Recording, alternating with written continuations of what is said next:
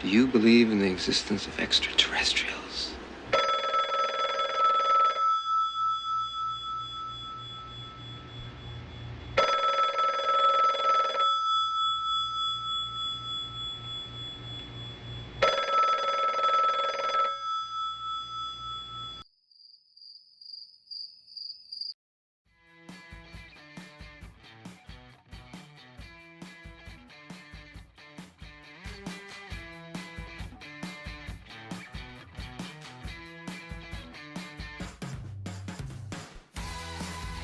Good morning, good evening, or good afternoon, depending on where and when you're watching this podcast. I'm Thomas Fessler, my friends, and this is Disclosure Tonight. Happy Saturday, June 4th, 2024. Who thought the new year would be passing us by so quickly? No, it's not, my friends. Welcome to the Saturday edition of Disclosure Tonight, where we go ahead and take our start time and turn our broadcast time back from,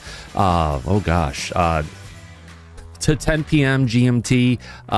For our friends across the pond, my friends, let's go ahead and jump in the studio. We got a big audience out there, a lot of people interested in disclosure today. On that note, let me jump in and let's go ahead and welcome in our audience. Who the heck do we have out there? Oh, got a bunch of them. Let's go ahead and take a look. Let me strike up the drums. Here we go, folks. All right, we've got, and who do we have in the chat? Let's welcome everybody. Anton Ghost is here along with Andy W. He's also in the back. We've got Azrael Aries. Bear Holidays here along with Bluer is here. Along with Brian Morgan. Christine Potato is here. Good to see you, Christine. Or just Christine, leave it at that. Cindy Thielhaller is here along with Corey Castle Long Shadow. Craig Smith is around along with David Forney. Oh, God, the drums are so loud. Sorry, everybody. Can't hear shit. Let me keep this going here. Debbie Carroll is here along with Deborah Clark. Yeah, Clark, I got that. Digger Dog is around along with Dolly. Dolly, good to see you, Dolly. Eric Roth and the Gurus along with Ian Tate. Felston Greyhawk is around along with Finkplug. We've got Firefly here along with Frank Rappa, Gaynor Andrews, Joffrey Jay, Geraldine just joined us along with Gray Hair Discoveries. Would you look at that? We've got Gwenda Matthews here along with Hemigod. Jan, as always, is in the chat. Jeremy Martin is around along with Joey Rendlesham. How about that? We've got Joey Stoner, John McLean, John Mooner, John Myatt Lockhead. Look at all these J's just filling us all up here. We got Joker Mojo, Josh Frick, Kathy George is around along with Kathy, Caitlin, and Kelly Broughton, those piercing blue eyes. Good to see you, Kelly. Oh my goodness, your comments from New Year's Eve, priceless. Kenneth Wenrick, King Bulls here along with Clipper. We got Lakota 3121. Lit is here along with Lucky 81 Jewel. Marty Kin is with us. And we've got Marvin the Martian, Mike E, Mike M, Mini Cannon S. Moon Pie is here along with Mora HGHC. We got Mr. Joey B, Nancy Kuzmano. Then we got Nobody Puts a Baby in the Corner, just showed up. Along with Nowhere Fast, we have Paladin Ephesius. Along with Paul Enzo, we got Peggy and her South Florida friends. That would be Crockett and Tubbs, and can't forget Steve. Also want to welcome in Reality Check VIP. We haven't seen you, Harold. Hopefully you're doing all right. Renan is around along with Right Meow. Roland Gibbs is here along with Rough Reddy. We've got Sam, Sander, Jude, Sergius. Shelby Z is here along with Steve Hines. We've got That's Unique Tennessee.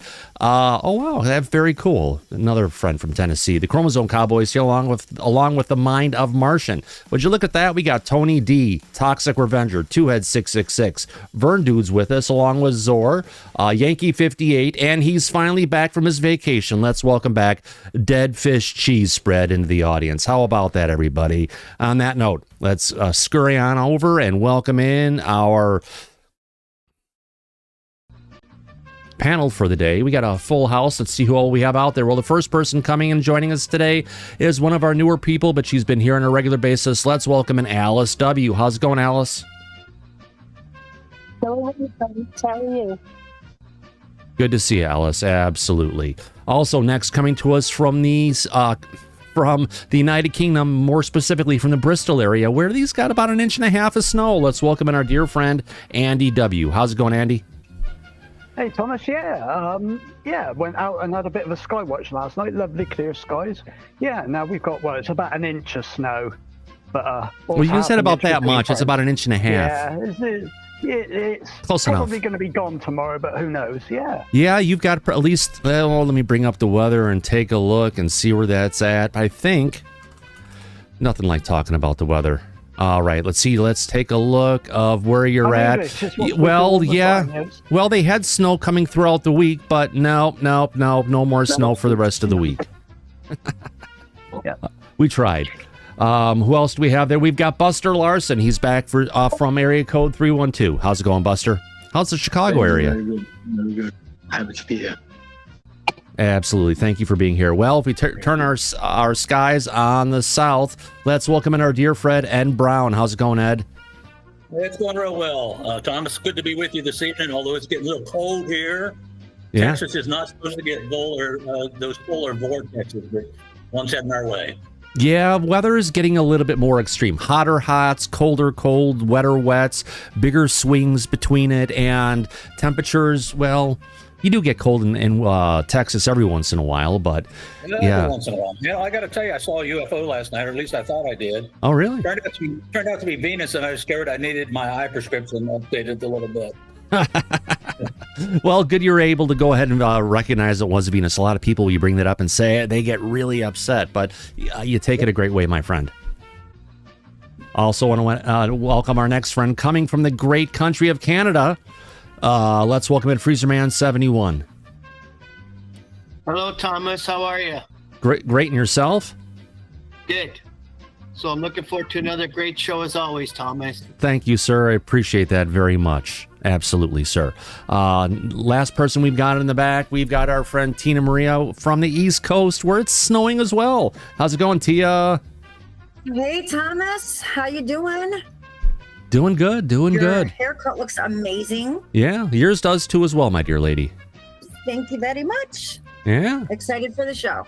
Absolutely, same here. And if we put our sights, well, we have our sights on the East Coast at this point. We have to put our sights in one of our dear friends in the back. Who are we talking tonight? One of our friends is my co-host and producer in the back. Let's welcome in Mike Disclosure. On. Mike, how are you, my friend? Oh, I'm doing as well as can be expected. Typical weekend after Friday, you know. So we're going to have a good show today. Typical weekend. Audience. My God, my friend. Let's let other people go ahead and live in your drown in your troubles. Yes, Mike's got a hot water heater that's gone out. Mine went out earlier last year. Now Mike's is going out. So it's one of those, fuck you Fridays. It's a, oh shit Saturdays. Oh, yes, absolutely. It seems like as soon as the warranty is up, they need to be replaced. Yeah. Typical obsolescence built into all consumer appliances. So yeah, you and I have to deal with that as it occurs. So yeah, now it's my turn in the box. Yeah. So I'm dealing with that today. Oh, absolutely, my friend. Yeah, well, let's see. First, you're going to have that go. Then when your washing machine is going to die. And then when that dies, the wife is going to want to have you replace the dryer with the washing machine, although there's nothing wrong with the dryer.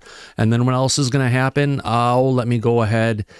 Hold on. You got a moose. Then what's the last thing that's going to go? Oh, yeah, your dishwasher is going to fall apart.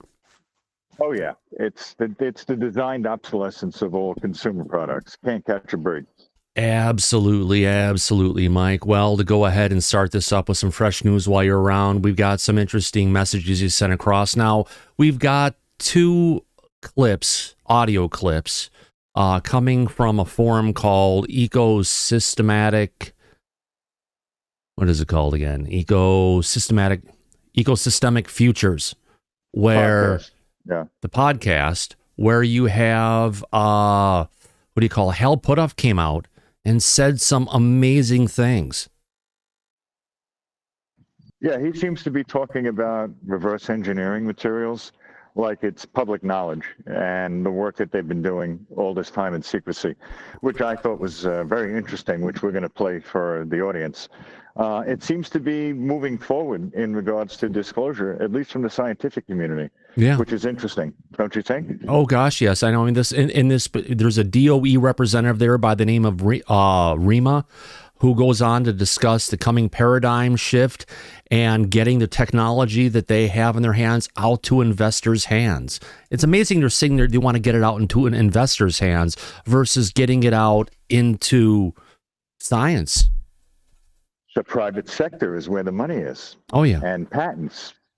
They want to be like the pharmaceutical industry, where they get to have a say and a lot of power with the money that would then be behind the reverse engineering technology that they would bring out. And we covered last night about how advancements with anti-gravity drones has been obviously established with the United States and with China.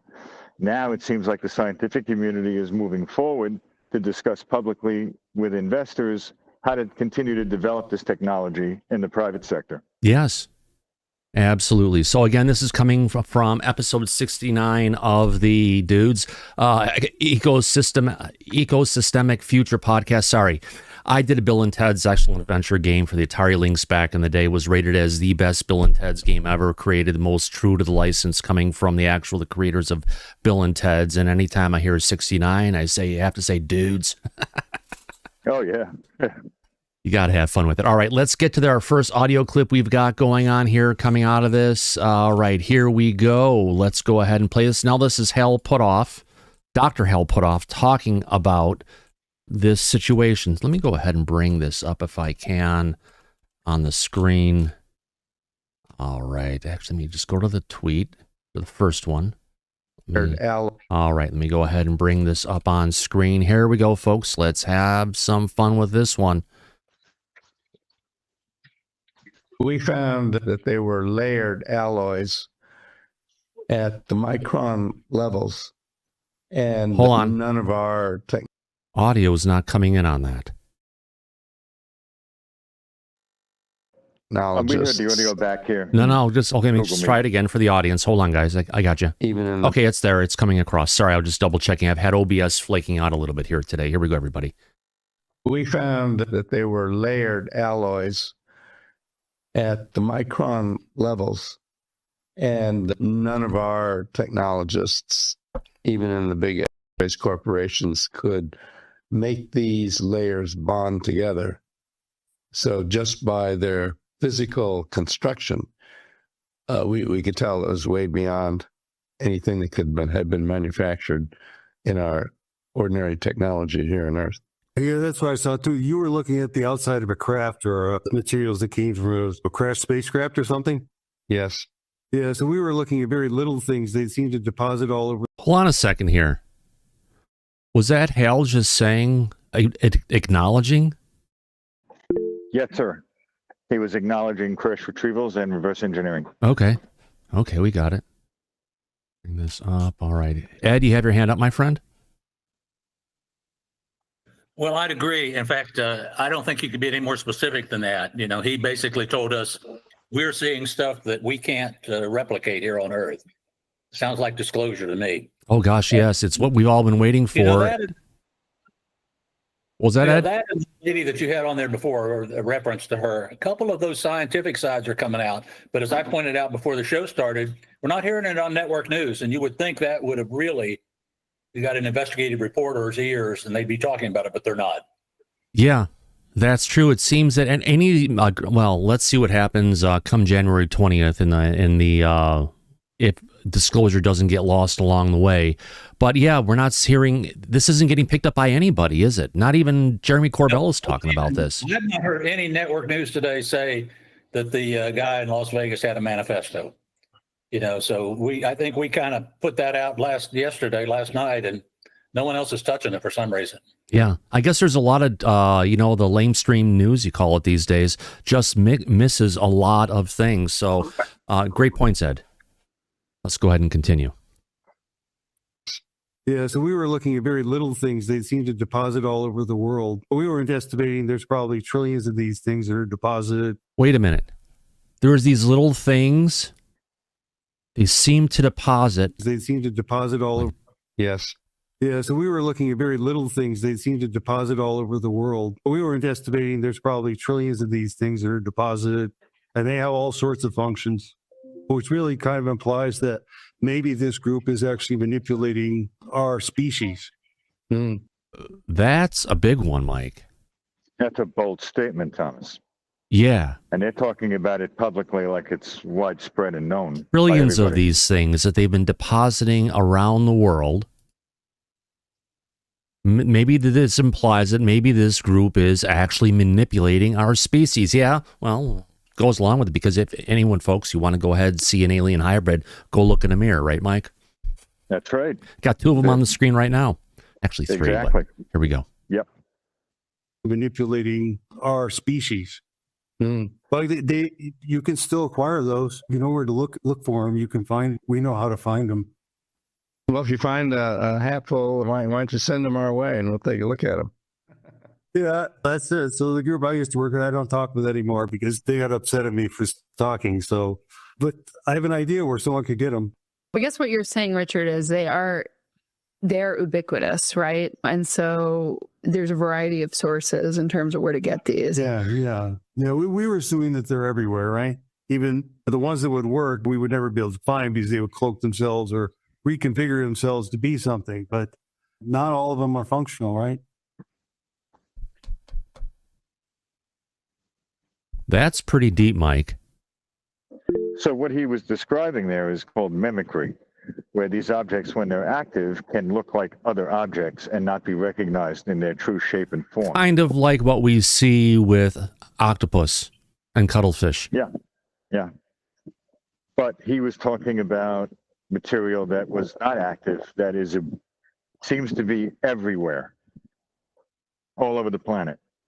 So the ones that can't cloak themselves or change into a different shape, they're finding, and they are aware of, which is also very interesting points that are coming out publicly for the first time. But it was interesting, Hal put off saying, hey, if you can find a bucket full of these things or a hat full of these things, give them to me. So that's Hal basically trying to go ahead and challenge him with his claims, saying that they're ubiquitous, they're everywhere. And he's saying, if they are, give me some. I'd like to have it. And I'd agree. I'd take some as well.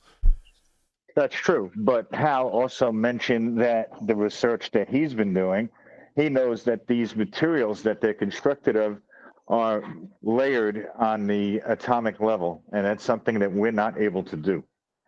So we played that clip. So Hal is aware of these materials and how they're constructed. Yeah. Definitely not human. Yeah. Oh, and one thing to bring up about talking about non-human, talking about not of this world. It's been stated and speculated by scientists that the reason we have iron in our blood is because we have a star that has an iron core, right? Correct. Now, cuttlefish and octopus, as strange as they are, they have blue blood and it's copper-based. It's not iron-based. So you have to wonder, where did they actually come from? Well, did you know that copper can be used for energy and can be used to construct like nuclear material? Yeah. And we have large reserves of copper here on this planet. Mm-hmm. So that might tie into, if there are other species that are here, they might have more of an interest in copper than we do. Right. That's true, Mike. I appreciate that. A couple people in the back with their hands up. Let's first go to Andy before we get on to our next clip, and then we'll go on to Ed. Go ahead, gentlemen. Yeah. So he's implying that these things are very, very small. He said, correct me if I'm wrong. He said trillions of these things. Like you said, you get me a hatful of these things. And not that I'm a believer of what occurred, but I seem to remember one of our former friends we used to talk about a lot on this show, Mr. Lube, went looking for his tiny metal balls, didn't he? Yeah, that's true, yeah. So, I'm not saying they're anything linked, but, maybe he was actually onto something, just that he was looking in the wrong area. So, pause for thought on that, I think. Great point there, Andy. Interesting, Andy. Yeah, that's trillions. Looking at it. Trillions is a ton. So whatever these things are, they need to be very, very small. Ed Brown, you have your hand up, my friend. Well, I think there's three things that we could possibly attribute to what he was saying. The first is there's been discussion that these spaceships or crafts or whatever are emitting angel hair like fragments coming out of them. It looked like the the stuff you throw on your Christmas tree. Yeah, Christmas of course. Yeah. Tinsel. Yeah. That's been coming out. There's also people that have talked about molten, some of it molten metal or something that's coming out. And the third one is just little pieces like they're finding at crash sites, like Linda Moulton Howe had and some others. And there have been other labs that have looked at this and said they can't replicate it, that the isotopic ratios are much different than they can replicate. Well, it's of such a purity that we can't go ahead and create those metals or materials because they have to be created, I guess, in zero G.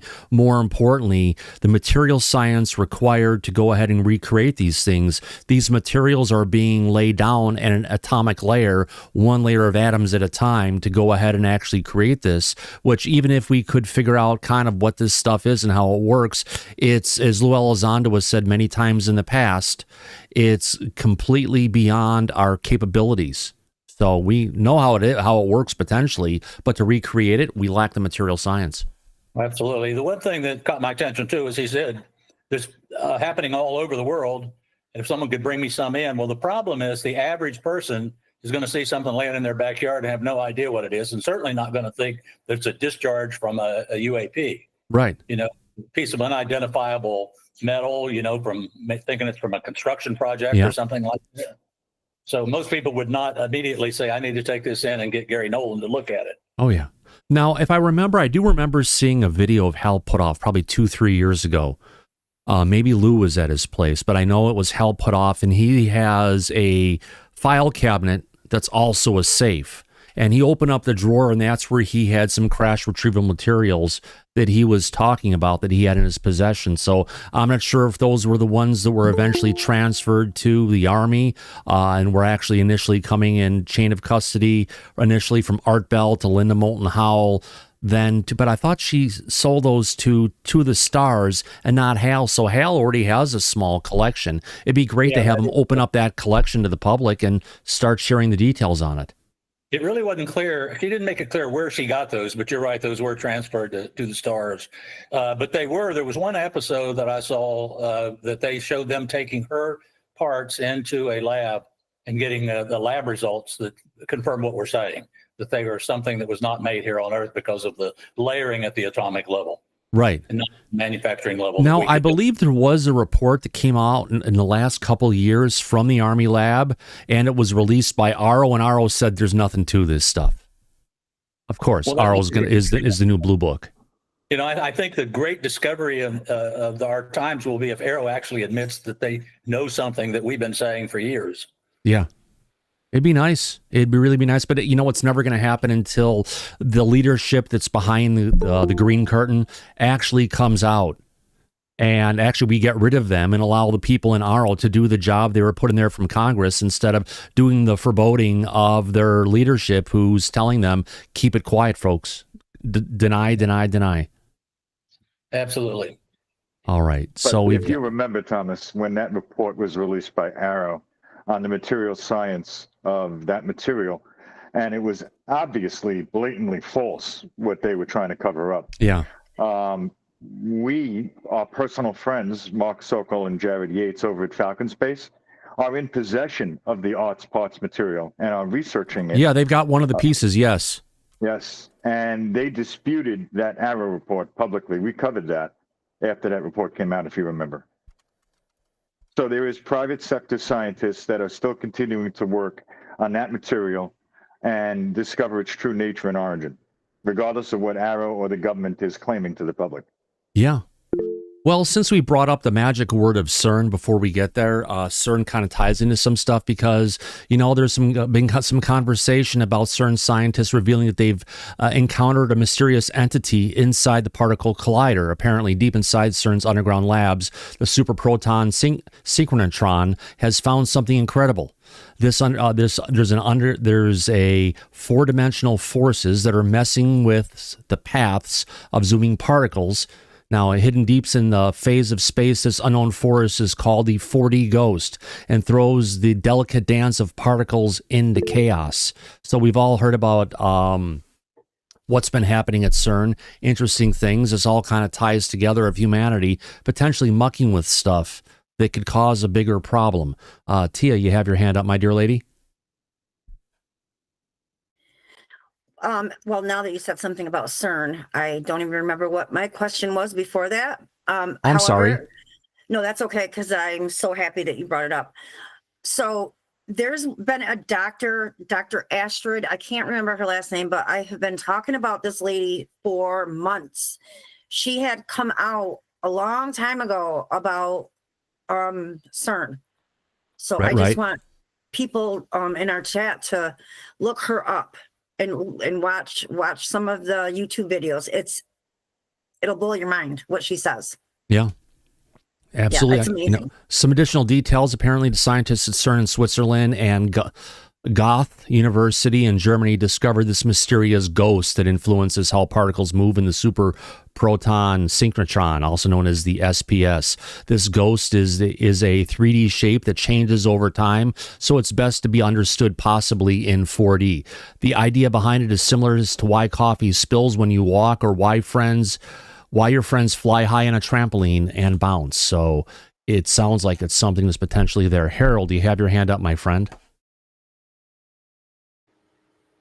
Yeah, I was just looking back to the news and stuff, and noticed there's something else that a lot of people overlook too. You know, that one of the mayors in New Jersey was saying, from everything he's heard, that these things don't emit RF frequencies or anything, so they can't figure out how they're being controlled or anything.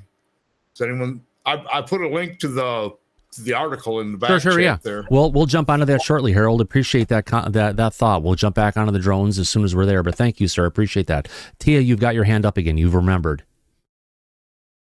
So I know that there is different places like CERN all over the world, and they have moved communities, like people they don't want living in around it for however many miles, because the communities that live near it have experiences, like things happen in these communities. I would love for you to look into that. Sure, Absolutely, Tia. Yeah. Thanks for that idea. We definitely will on that one. On that note, we've got another audio clip I want to go ahead and play here. Let's go ahead and bring this one up. Technology. Here we've got them talking about from the same podcast where they had what's his name, Hal Puthoff. We've got one here where they're talking about large triangle UFO cloaking abilities. Now, just think on a smaller kind of scale, the UAP that was seen in Aguadilla, Puerto Rico back in the day, that one did also demonstrate cloaking abilities. This is where the craft is able to take the light that's hitting it from one side, wrap it around it, and shoot it out the other side, completely cloaking the craft. On that note, we've also had cloaked chevron-shaped, not necessarily triangles, but chevron-shaped craft here in the Pacific Northwest that have been seen within the last couple of years, within 15 miles of where I live here in the Pacific Northwest. And those are invisible to the eye. They don't show up on radar. Yet, if you have a camera that can see down to negative 60 degrees Fahrenheit, then you can see these things. So there's a lot of interesting things going on all around us. And what was that quote again last night, Mike, that we brought up from the past about if humanity knew what was around them, You lost Mike again. That's all right. No, what I was saying is, yes, if humanity was able to clearly see what's above us at all times, all around the planet, without cloaking, and realized how much activity and objects are overhead, they would shit themselves. Yep. And that was a quote from a very good dear friend of ours, very high up in the community, who has access to that knowledge and information. So yeah, it means that there's a lot more than meets the eye going on right overhead. Oh, absolutely. If we were able to pierce the technology and be aware of it. Yeah, exactly. All right. On our next clip, I've got the next audio clip coming from that podcast, coming to us from the way of Kosher on X. Let me go ahead and bring this one up and let's get into it, folks. I'm CEO of Fuel Propulsion Technologies. My background is... Hold on. Let me get this up here so you can see it. So this is a CEO. Let me get this down here so everyone can hear it. I'm CEO of Fuel Propulsion Technologies. My background is electrical engineering and mathematics. And 40 years ago, I was involved in a company, the part owner that used to do reverse engineering. And one of the things that came out of there is some of the NGOs that were trying to reverse engineer advanced technologies that pinged us to look at some of the stuff they had. And that got me really curious because this stuff was definitely way more advanced than we actually have. So one of the things that ended up is I ended up getting pulled into classified programs. And there, one of the things I wanted to look at was to see if the U.S. government actually was using these technologies. And it turned out that my conclusion was the U.S. government was not. So the ones I worked with were trying to figure out how these rather large craft, which people call triangles, would be able to disappear on a dime. So when we were set up looking at these triangles, when they decloaked and they recloaked, we didn't see anything like that. What we really saw was it appeared to be that these triangles were taking whatever was, an example would be whatever was behind them and actually projecting it in front of them, which might be equivalent to... Aha! I knew it. That's what I just described, isn't it, Mike? Oh, it is. Absolutely, Thomas.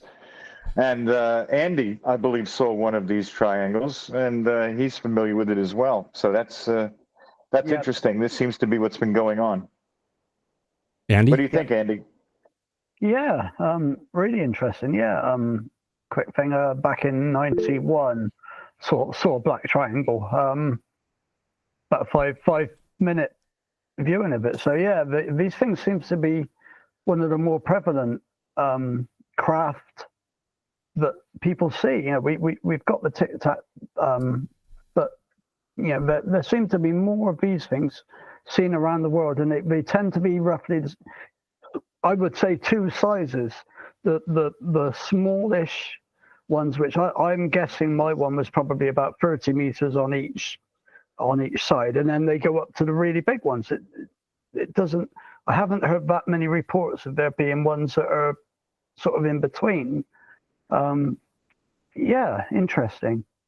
Yeah, most definitely. So again, taking the light rays from behind it, they're saying bending it, call it wrapping around it, and then projecting it towards the viewers. So that basically makes the craft look invisible. But it's actually still there. You're just not seeing it because you're seeing the light that's coming from the opposite side of the craft. Right. Which is cloaking 101. Yeah. Oh, yeah. Textbook. Tia, you have your hand up, my dear lady. Do you think they're using cameras to do it? Oh, heck no. No? Gravity. Okay. It's not a hologram, as Stephen Greer would like us to think it is. They're using gravity to literally bend the light around the craft, and it shoots out the other side. I can't even imagine what that means, but... So I've got the light coming towards the microphone, right?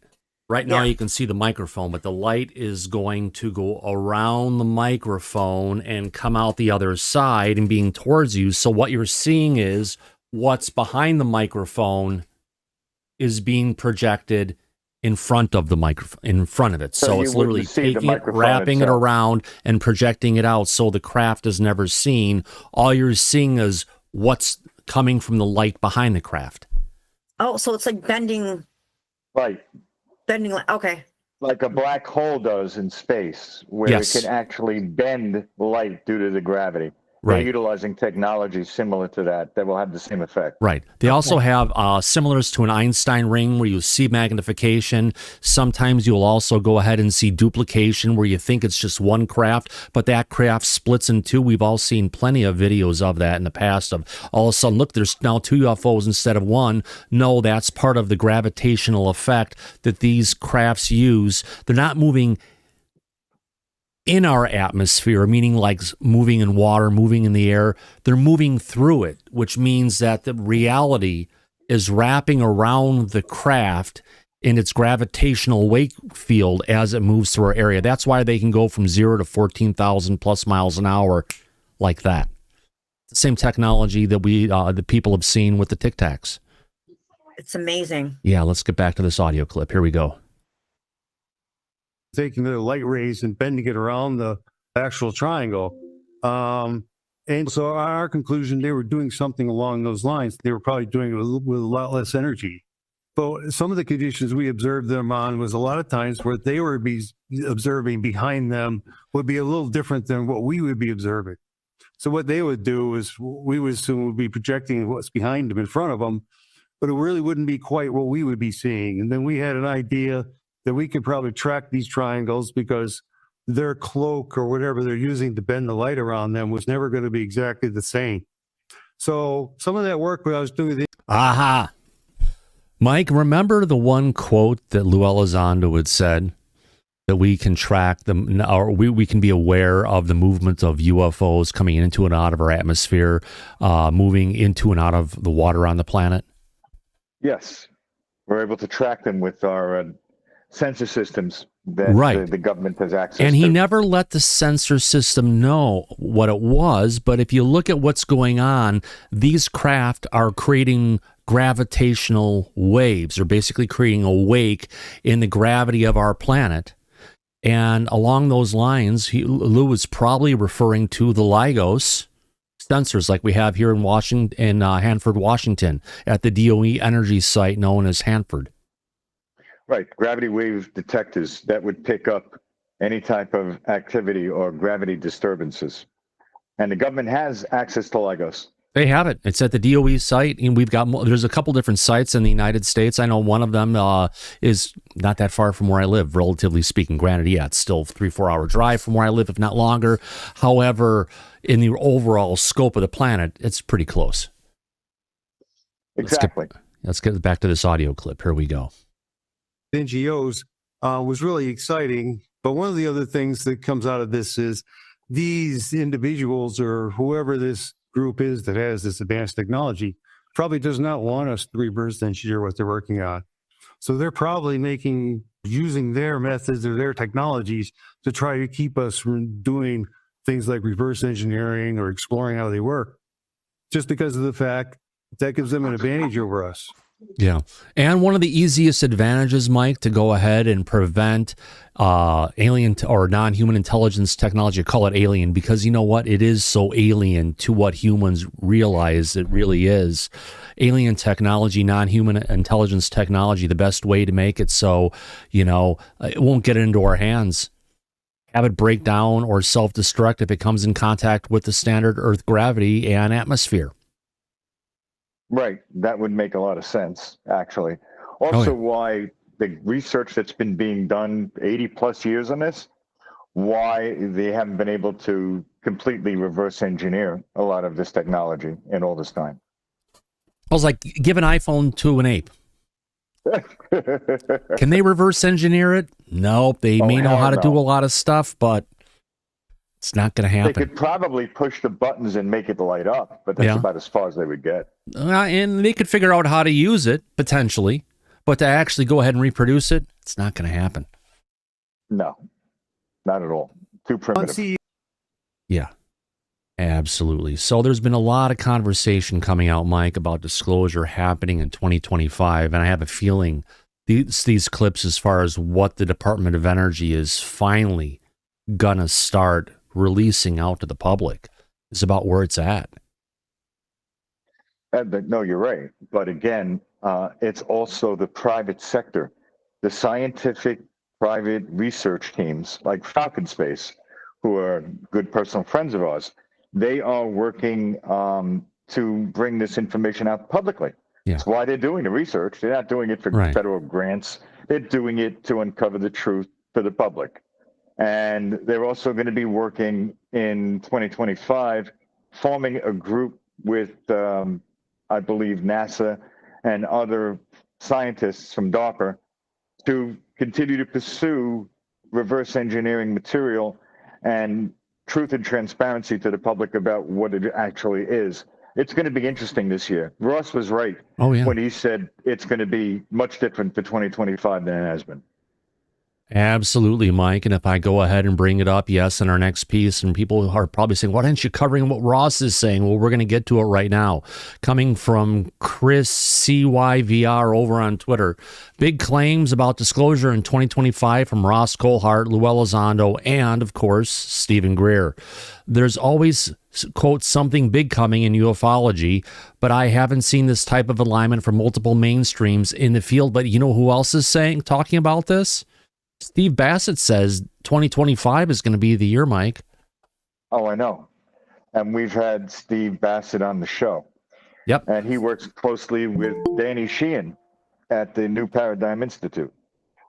So you would think that with their sources and connections that they would have some good insight as to what potentially could be coming down the road for disclosure. Yeah, absolutely, my friend. On that note, let me go ahead and let's get we got 3 short clips here, one of Ross, one of Lou, and one from Stephen Greer, I believe. Let's play the first one here. I think 2024 in future will be seen, ironically, as the calm before the storm. Wow. I think very early in 2025, all hell is going to break loose. Watch. You heard that here first, folks. So, the calm before the storm. 2025 is going to be the year. Well, let's hope it's better than 2024, Mike. It's got to be, because there's a different administration that's going to be in power in 2025 that wasn't in 2024. And potentially we may be getting breakthroughs and declassification of a lot of this information that we hadn't gotten from previous administrations in the past. Yeah. That could be the big change coming. Absolutely. We have a couple of friends in the back with their hands up. Let's go to Ed Brown first. Ed? Well, I'll make this real quick. We had talked on a show, 2 shows ago, that there wasn't much going to be happening. It wasn't much happening in 2024. And yet, if you look at that in comparison to the last decade, there actually was a lot of turmoil leading up to this. It's sort of like the things that you would expect to see before something big happens. But we had 2023 was a huge year with David Grush and everything happens. And 2022 was big. 2021 was big. Every year it was going up. But when we hit 2024, it's like it fell off the cliff like a crash. Well, I'm talking about decades. Start from 1950 all the way to 2000. Nobody was paying any attention. Oh, there was actually in the 1950s. If you look at the number of media articles and newspaper articles and everything that were covering the saucers that were being seen over, over Washington, D.C., there were sightings all over the place. So it does come in cycles throughout the time, but it seems our government does its best to try and clamp it down now. Does that make sense, Ed? Yeah, it does. And what they say is you can't put the genie back. I think we are moving forward now with some significant revelations. And Let's hope so. Yeah, I'm kind of wondering if that Matthew guy out there in Las Vegas, if he was in touch with Lou or with Ross or any of those. Not to our knowledge, Ed. We would know if he was in touch with Lou, and I can tell you that to our knowledge, he was not. Or Ross. It seemed to me like maybe he had plans that he was going to live through that. We hit that last night a little bit. We did, but I think if you read, we covered the manifesto. He was trying to find connections to people like Ross or Lou, and was unable to do that, which I think is why it resulted in the way and manner that it did. Well, that's true, but I mentioned this before the show, but I'll mention it for everybody else's benefit. I really thought after the show last night and after some of the posts on X were talking about that manifesto, it would be all over the news. I didn't see any indication today that any of the news, major news outlets were interested in the story at all. No, that's a good point, Ed. And you know what makes it even more interesting? When we covered the news, the press release from the sheriff in Las Vegas, we didn't cover the part where the representative for the FBI had then come out and confirmed the manifesto to be real, which he did. And that clip is out there on social media. You would think after the FBI confirmed it to be real and credible that the mainstream news would have picked it up. They had not. But then we also covered on the show last night that the FBI had reached out to certain news organizations and had requested them to redact a lot of the information that we covered, like General Mills. So it's something that they're trying to keep a tight lid on, I think, and corporate media usually goes along with government wishes, which we've also reported on. Yeah, they're doing that could be it. Right now. They're holding it back. So see what happens. Yep. But we're not. So there's the good news for the public. We're bringing it forward. Well, that's why this is the place to be. Now, I've said that 2 nights in a row, haven't I? Sir, you have. This is the place to be right here. Absolutely. Well, thank you for that. A new viewer in the back with their hands up. Well, Willow's back. You're one of Neil's friends. How's it going, Willow? Hey, how you doing? Good. Yeah, so what I want to say is I'm pretty certain that they've been planning this slow disclosure because I wish I could give you the exact year, but time is blah, blah, blah. So when I was at the Monroe Institute, maybe like 3 or 4 months after I got out of my gateway training is when that first big UAP Congress meeting went on. So all of this is playing out. While I was there, they were prepping us on information about disclosure. I spoke to Joe McMoneagle, who was involved with the Stargate mission. It's time. So that's all I got to say, really. But I want to say hi. Hey, thanks for Willow. I appreciate your comment on that. Thank you very much. Andy, you have your hand up, my friend. Yeah, I'm just interested in this, where you say, again, that the mainstream media locked down on this. Now, if it wasn't for a show like this, I wouldn't have any clue that we've had all these incidents on the east coast of America. Here in the UK, there's absolutely nothing. If I was to go and do a straw poll out on the street, I guarantee probably 100% of the people I speak to wouldn't have a clue about what's been happening. I doubt any of them will even hear about what's gone on actually in the UK at Lakenheath. And I believe these things are still happening over there. Unfortunately, our friend Liberty Wing's not in tonight, that I've seen. The mainstream media feed you the story they want you to follow. When you get into a topic like we're dealing with, they want you to steer extremely well clear of it. And there's definitely a reason, and they're definitely coerced to push, people away.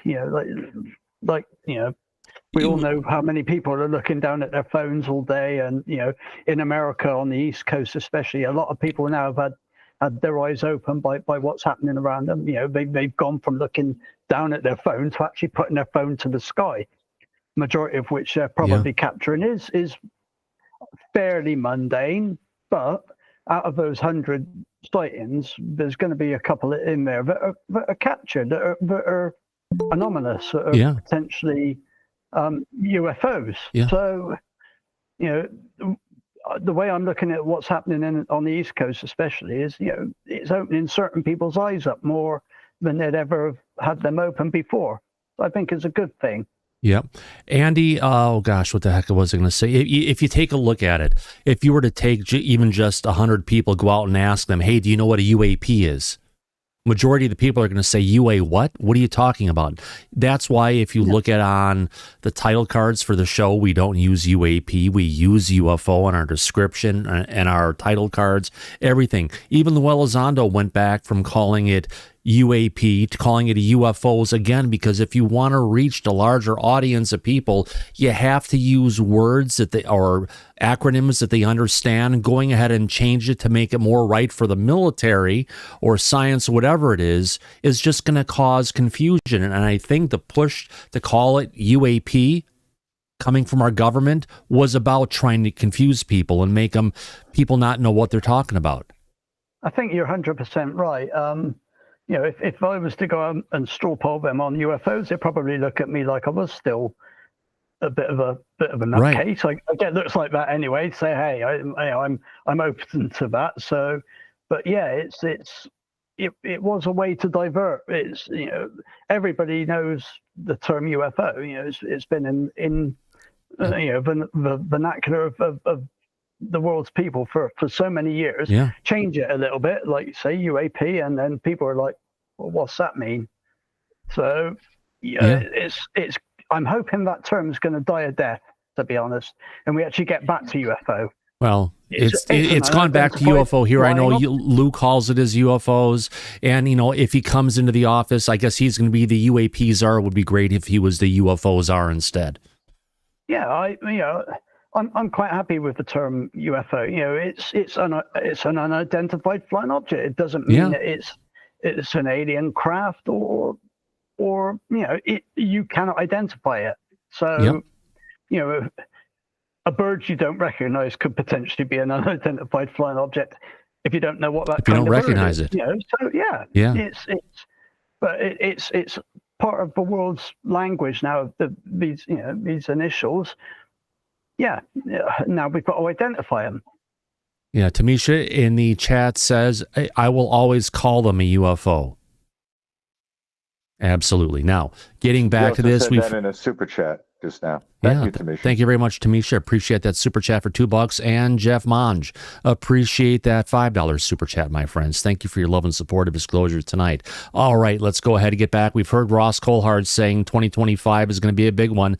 I think we've got Lou here, Mike, talking when he was on our show because I recognize that hat. Yep, you're right. We do. All right, so let's play the clip and see what Lou has to say. All right, here we go. We'll never see the day, but I am confident that as time goes on, and probably in the near future, maybe this year even, there may be some more images released, hopefully by the Pentagon through official channels. So I will tell you, 2025, Mike, I think is going to be one hell of a year for us. There are things that are going on right now, sub rosa, that are going to knock your socks off. When people, see what's coming down the pike, it's going to be a holy smokes moment. Yeah. Well, well, there was me, but yeah, Mike, there you go. Even Lou talking to you from a video. There you go. Yeah, that's okay. We got it out, and now it's being replayed. So that shows that we're getting all the information out, Thomas. Yeah, absolutely. And the last one, we cannot talk about 2025 if we don't talk about Stephen Greer as well, because he's been talking about this for a while. Let me bring up this clip here of Dr. Greer Musselwolf and see what he has to say. All right, here we go. Oh, it's a long one. Again, the group that's defecting from these 6 flat sites determine their own timeline. I mean, I've been working with them for 20 months. They told me a month or two ago that it would be between late December and the inauguration or early January. So it's imminent because, I mean, this is, New Year's Eve. Oh my God. Well, did we just hear Greer using the word eminent? He did. New Year's Eve is right now. But he said end of December, beginning of January. Beginning of January takes us through the first week? Yes. First 2 weeks, maybe? Yeah, we're here. So far, nothing coming from his camp. Let's see where it goes. Here we go. So that is what they determined to do. Now, I have had people in the incoming administration that I won't name who, but people who are up for cabinet level positions. Because if you bring them up, they'll deny they ever talked to you. Say, why don't you get this delayed until after the inauguration? I said, no, they want to do it beforehand. So it's on the plate of the incoming president on his table right away. So that wasn't my call. That's the call of these groups that are affecting. I want to be clear about that. So groups defecting within the government are the actual ones who are going to bring disclosure out. Interesting. Simply the liaison between that group and the current government and the incoming government. And I'm doing the same thing in London and other places, and Russia and other nation states that need to know. But I think that the real problem is what happens after that. So let's unpack that for a minute. Thank you. So what happens after disclosure? Let me put this on here just to be safe. All right, let's continue. These disclosures happen. And because the provenance of these men that are coming forward is sterling. Yeah. But if it's sterling, why haven't they been called to testify in Congress or come forward on outside of Greer's paywall? Disclose would be shocking to the conscience. I can give you a preview in a moment. Thank you. It's utterly shocking, outrageous and shocking. Like you've never heard. All right. How we ended up. Andy W., you have your hand up, my friend. Yeah, I just got to say, how many of his whistleblowers have actually passed the checks and balances? None. Zero. So, yeah, I'm not a fan of Greer's, to be honest. I know some people are and some people aren't, but personally, I think when he started out, he probably started out with good intentions. I'm not sure of his intention now. I'm not sure it's for the greater community or himself. So, you know, people can love me or hate me for that. You know, we're all entitled to opinions. I just think he's looking at for you guys the dollar signs more than actually anything else. Sadly, you know, he's taken that path. So I would agree with you on that, Andy. But, you know, listen, the only thing that matters is what's going to be coming forward for 2025. And it seems like there are a lot of different avenues that could produce more information publicly than we've gotten before in the past. So that's something we're going to cover. And it's something that we're going to look forward to at the very beginning of this new year. Should be interesting, mate. yeah, and I'm actually Thomas has just read my mind. Yeah, so I was just going to say about doing a poll. So all right, we've got a poll coming up here, friends, for audience. Let me go ahead and get this up here. I know, Andy, that's what you're kind of leading us towards, and I jumped into it. Let me find that. Get the pulsing logo sound effect up and going again. There we go. Here, I can't hear it in my studio. I'm going to have to fix it so I can hear it better, but here we go. Which version of 2025 disclosure do you, our audience members, trust the most? We've got three answers: Ross, Lou, or Greer. Right now, we're in a dead heat. Well, you look at that. Ross is now edged out Lou Elizondo by 44%. They're going back and forth, and 42% to Lou and 14% to Greer. It seems to be a combat going between Ross and Lou, for that matter. How about that? Freezer, hey, Google, set a timer for 1 minute and 30 seconds, please. All right. 1 minute and 30 seconds. All right. Now. All right, we got this going. Let's see where our audience is going to take this. We've got 885 people watching the show right now. Let's see how high we can get the number of people to participate in this. Freezer Man, you had your hand up. How are you going to vote, my friend? I was going to vote for Lou. Excellent. Good choice, my friend. Andy, where does your vote sit? I went Lou as well. Yeah, if I could vote right now, I would vote for Lou. I would, for some reason, I trust him the most. I already voted for Lou, and I can tell you why. Because if he ends up with a cabinet position in the government for 2025, he'll be the one best suited to bring the disclosure out to the public. That's why he got my vote. Which he's already pushing for at this point by some of the... I'll have to play that clip again from last night that we played. Yeah, kind of shows where we're at. Would you look at that? It's a dead heat between Ross and Lou. Ross is going a little bit further ahead at this point. With just 25 seconds left, folks, this is your chance to go ahead and vote to say where we are going to take this. Wow, it's a dead heat between Ross and Lou. 44% for Ross, now 43 to 43%. Holy cow. With just 10 seconds left to go, folks. Let's see where we can get at 6, 5, 4, 3, 2, 1. All right, we're going to go ahead and end this off and see where it's at. Well, it looks like... Oh, all right, hit end the poll. As I was struggling to hit the button to end the poll, final numbers, when I hit the button, Ross was 43%, Lou was 43%, Greer at 13%. Are you surprised, Mike? A little, because look, I think the audience members that voted for Ross probably did so because Ross brought David Grush out to the public. So as far as disclosure, he's done his part to bring information out that we didn't have before. And the information from Grush was explosive, to say the least. So I understand why they voted for Ross. Yeah. But there are logistical reasons why Lou would probably be better suited, especially if he's in a government position dealing with focusing on disclosure. Yeah. That's why I voted that way. Yeah, absolutely. Don't forget, Lou introduced me to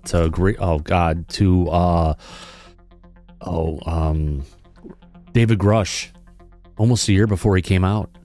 Right. Yeah, that's right. So that's Ross correct. may have brought him out to the public, but I think the person who brought Grush to Ross was probably Lou. Right, but the public is not aware of that, so that's why they voted for us. People want to know who are the first names of this in the audience. Ross Colhart, Lou Elizondo, and Stephen Greer. So those are the full names. Sorry I didn't put it up there. I appreciate the comment. My remote dream. That's where we're kind of at right now. Andy, you have your hand up, my friend. Yeah, we'll get rid of the Polston logo a minute because we stopped there, if you could please. But sorry. Yeah, thank you. I appreciate that. Yeah. Go on. Yeah, I said I voted Lou. Now Ross, he's done sterling work, but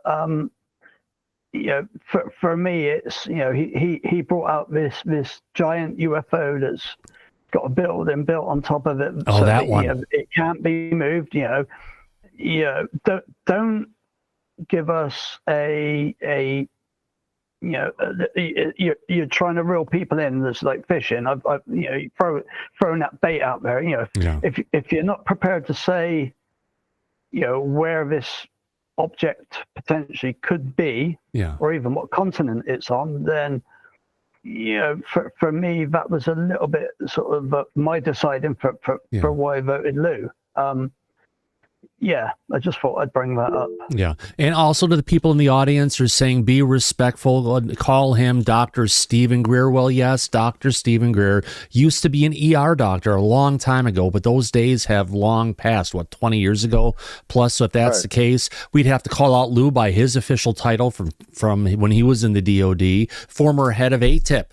Lou Elizondo, DOD official. No, we don't do that. We're just keeping it nice and simple here. Sorry if you took offense to that, audience. Ed, go ahead.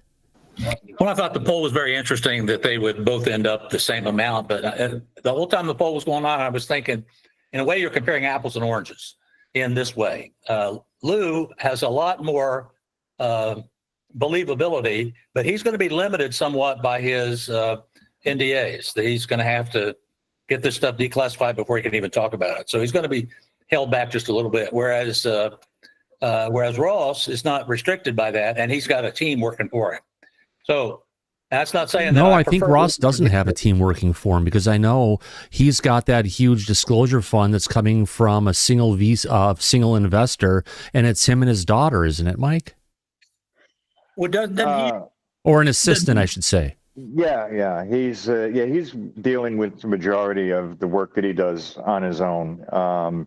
Even though he's hired by News Nation, they haven't really provided a staff for him. He's more of an independent journalist under contract with them. Well, a couple of his reports, he's included investigative reporters from Australia with him. So, I'm thinking there's a little bit of...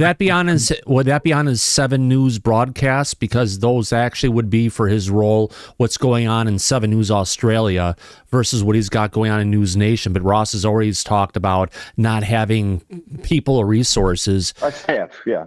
Yeah. Well, it's obvious I'm not going to win this argument, so I'll just withdraw from it. So. Good point, Ed, though. I appreciate it. Thank you, sir. Freezerman71, go ahead. Thomas, I chose Lou because, even though Ross has done a lot of hard work, the thing with Stephen Greer is he's sort of squandered all of his credibility. Yeah, that's true. Well, that's an interesting opinion, but we're not judging. Well, no, but he's got an honest opinion. 10, 15 years ago, I was listening to some of the stuff Stephen Greer was saying. But, the more you listen, the more things come around, the more news reports you hear, Mike, like this one, it's going to go ahead and raise questions. Let's play this thing about Greer's friend Bijou getting taken out in parody. This is NBC Nightly News with Lester This Holt. is a parody, folks. Good evening and welcome. What you're about to hear may disturb you.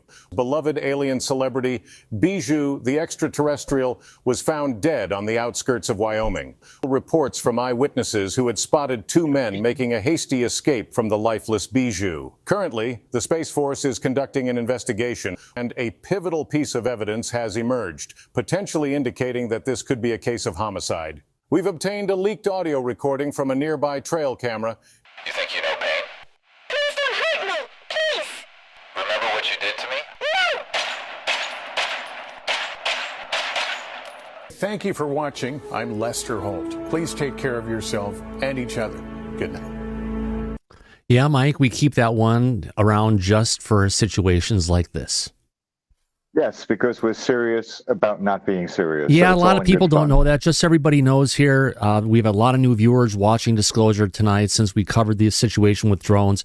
We are serious about not being serious, meaning we will take levity, we will take parody, we will laugh, we'll have a roasting kind of a thing going on, we'll have jokes and everything. So when it comes down to it, we try to be serious about a lot of stuff, but a lot of times we're also will not be serious, because when you're dealing with something as serious as disclosure of a non-human intelligence, you just have to go ahead and laugh, joke at it sometimes. You know what I mean, Mike?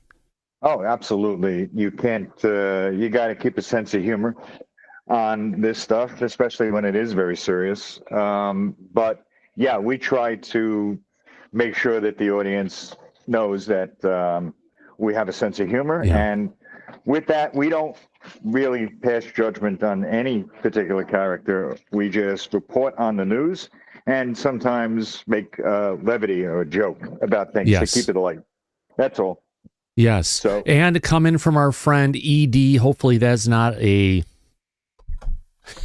abbreviation for something. Lou is not getting a cabinet position. If he has to sign another NDA, it goes against what he's doing now for disclosure. No, he has said directly, he was the first place to say yes. If that becomes available, he'll take it here on Disclosure tonight. So Lou has always said in multiple places that if an opportunity becomes that he could be the quote unquote UAP czar for the United States government, for the executive branch more per se, he'll take it. Now, Lou had said in the past that they did offer him the job to go ahead and head up RO, and he turned it down because he didn't want to get stuck under the NDA of the Pentagon. Because if he comes in and he works for the White House, Mike, he's going to have the power of the president to get to the bottom of anything. right. But what our audience should also understand is that currently Lou testified before Congress while under an NDA, and his recent tour and writing of the book is also while he's still currently under an NDA. So it hasn't prevented him from speaking out about certain things. So if he was to take this new cabinet position and have to sign another NDA, he would. He stated that here on the show with Thomas and me.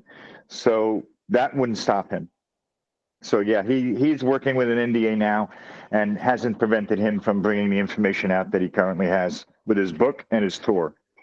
So yeah, he would definitely do that. Thomas is correct. And we're going to see how 2025 shapes up. It's going to be very interesting. I think Ross is right. Yeah, now we do have a breaking news piece coming on here, coming from Askapole UAP, good old Matt Laszlo, Mike. Oh yeah.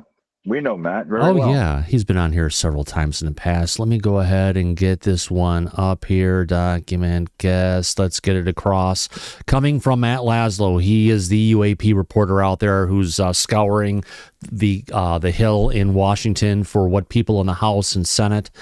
I think, this is coming from the House. After several UAP briefings, Representative Ralph Norman, who is from the District of South Carolina, exclusively tells Matt Laszlo there's, quote, a thirst for having hearings, that some have teeth amongst conservatives on Capitol Hill, talking about UFO disclosure. On that point, let me go ahead and bring up this interview from Matt Laszlo. We're a subscriber on Matt's Patreon and have a permission to go ahead and share his breaking news stories. So ready for it, Mike? Yeah. And I am going to apologize for the audience up front in case it is not clear for the audio. Hopefully it's going to be good, but let's just see what he has to say. Here we go, folks. Welcome to the Askapole UAP podcast. I'm your host, Matt Laszlo, based here in Washington, where I hound the nation's lawmakers on your behalf.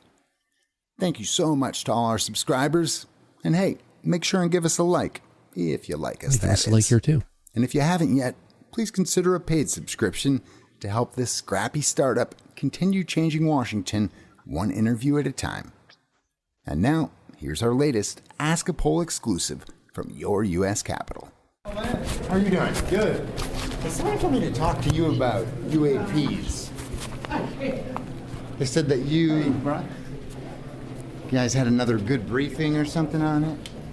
Yeah, we've had several. Yeah. Oh, really? Uh-huh. What? Anything illuminating? More questions raised than more questions raised than anything else. What are your lingering questions? Well, who's behind them?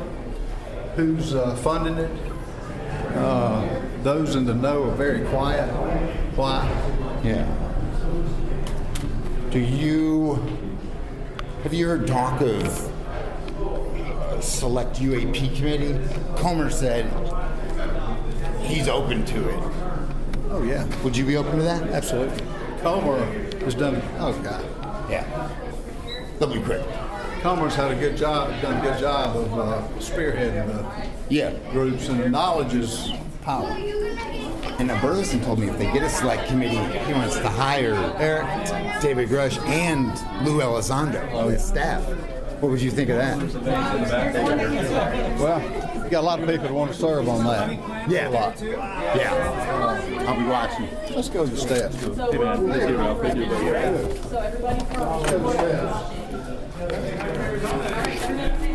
What's the biggest revelation you think you've gotten in those briefings? In the briefs? Yeah. Because that's Republican Study Committee? Yeah. I wouldn't say anything. A lot of it has been out there for a long time. Uh-huh. But nothing surprised me other than it's a thirst for new knowledge. Yeah. It's a thirst for having hearings that has some teeth to it. Because there has been a mood change. Oh, yeah. Kind of night and day. Yeah. You know where the steps are? Hey, how you doing? Good. I was just talking about you. Bit disconnected. Well, steps over here. Did you? I think that's about the end of the conversation. Interesting, Mike. It sounds like yet there's more people in the House of Representatives who are interested in having the UAP Select Committee. Your thoughts? Yeah, which is interesting. I have a feeling that they know that when the new administration comes in, there's going to be a push for disclosure. And one of the requirements from the legislative side from Congress would require having a permanent select UAP committee. So they're starting to get behind it. And this is a good sign for 2025. Oh, absolutely, Mike. I'd have to agree with you. I shall return shortly. I have to deal with the plumber right now. All right. Have Thank fun you, with sir. it, my friend. Thank you. Andy W., you have your hand up, my friend. Yeah, I'm gonna slightly curveball and change the subject a little bit. Now you had a vote for the Speaker of the House yesterday. Yes. It was our friend Mike Johnson. Mike Johnson, again, yes. Brought up. Now, what do you think having him re-elected? I know it was a really close vote this time. For the chances of potential disclosure with him getting back in. I know, not politically for me because I'm here in the UK. So I just wonder what your thoughts on this situation are. Well, in the past, he said he'd be open to a select committee on UAP. It sounds like there's more people in the House of Representatives that are going. Oh, hello, Mocha. That are going ahead and supporting this at this point in time. Oh, you want a cookie, girl? Is that it? Yeah. I love her. She's beautiful. Yeah, sorry. Mocha is demanding a treat, guys, when she comes up. Come on, Mocha. There you go, girl. Baby. What? She's got two different color eyes. Yeah, she does. Blue and brown. Sorry, Andy. She's gorgeous. Sorry. Okay. She's got the cookie in her mouth like a cigar right now. If you can see it, it'd be hilarious. All right, we did get. Sorry, Andy, did I cut you off on that, my friend? That's fine. That's all right. Yeah, it was just what your thoughts on it being you're in the US and so yeah, I think it's positive. It allows the new president's agenda to go ahead and go forward and not get stuck into something. Because remember the last time they were trying to get to Speaker Johnson, it was vote after vote after vote, just failed after one another. It was a lot of drama that took place in the House of Representatives. At least the Republicans were able to unite behind one person to get him in, to give the votes that were required. And hopefully that signals a more united House of Representatives moving forward than we've had in the past, because a lot of Republicans have been split on things under like Democrats that like to vote in a block every single time. Republicans sometimes split on things. So hopefully with the new commander-in-chief being a Republican, Trump can help rein him in. Well, yeah, that's what we all hope, yeah. Whether you like Trump or not, it is a new administration coming in, and let's see what they're going to do. I'm going to say, you like the word bipartisan over in America. I'm a UK citizen, so it means nothing to me. But I'm hoping. That would be like conservative. That would be like conservatives, reform, and labor all standing up behind an issue and trying to bring things forward rather than trying to cover it up. Well, yeah, it's what we all hope, isn't it? That our politicians actually, when something comes up that needs to be dealt with, they all stand behind your president or my prime minister. It's what we all hope. It's 2024 ended on a bit of a bang for us with what's happening with these orbs, these drones, whatever you want to call them. So I'm hoping the momentum stays and it doesn't fall off a cliff and go back to being a peak and trough situation. Exactly. Good points, Annie. It's just something we just have to keep our eyes to it and just try to, keep our sense of self in and make the decisions what we kind of think about it. Now, before I get to our next breaking story right now, we did have a super chat come from Mobius Grip. I've only recently started truly contemplating the non-human intelligence, considering whether it should come out. Is there a point where it's so out there and complex before you guys would consider the cover-up justified? Well, Lou had said in the past that, back at the time, back in 1947, that he looked at it and understood where they were at with regards to why they kept it covered up at that point in time. Now, he also says now he doesn't think the cover up has gone on for too long. The reasons have faded into the past, that our government is just still doing what it has been doing for the longest period of time. My light goes crazy. Thank you very much. I'm going to turn white for a second. There we go. So, we're at a point where I don't think it's too complex. Whatever the truth is, whatever this thing is called disclosure, I think we're all ready for it at this point in time, Andy. All right. Now, coming in our next breaking news segment that we've got coming up right now, we've got a story that broke earlier this morning. Let me go ahead and get this up here so I can read it while changing the picture. Ed, you have your hand up, my friend, before we move on? Well, first of all, I want to point out that E_D is not me from that earlier post. That I knew that wasn't you, yeah. Okay, I thought maybe you were saying it alluded to something else and you were No, ED, erectile dysfunction. Oh, that one. Okay, gotcha. Hey, Do you suffer from ED? Maybe you need to have Cialis. On this post that you've got up, the super chat you've got up there, I would say that there was a reason for it to be withheld early on, but that was 50 years ago. I think they're just stuck in the rut now. There's absolutely no reason. We're repeating ourselves over and over, but there is no reason why the government should not declassify all of this and just tell us the truth of what's going on. Now, how fast that will happen, I think we're talking about what Speaker Johnson will do. I think it has more to do with what Burchett and Mace and Luna, how much harder they, or how hard they're going to press the House for disclosure. Oh, you want to know the cookie? Is that it? And how much else is going on in the agenda, in that first week or month? But it's coming. It'll get there. Yeah, I hope so.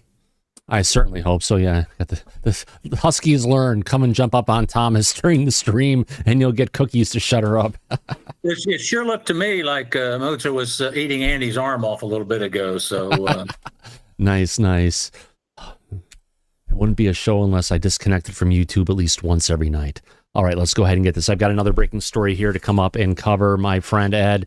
Well, apparently, where can I get this? This is coming to us from, I'll just bring up this post. We'll go ahead and go through everything. FreezerMan71, as I get this story up to go ahead and cover. What say you? I just wanted to say one thing, Thomas, about disclosure. Yeah? Even if disclosure came out tomorrow, we'd all still have to go to work and live our lives. Bingo. So if it comes out on a Friday, people can freak out about it on Friday night, Saturday, Sunday, and Monday. They have to go back to work because no matter what, people have to work. You have a job. You have to go ahead and pay your work to live. You have to pay to eat and everything. So, I think humanity can handle the truth.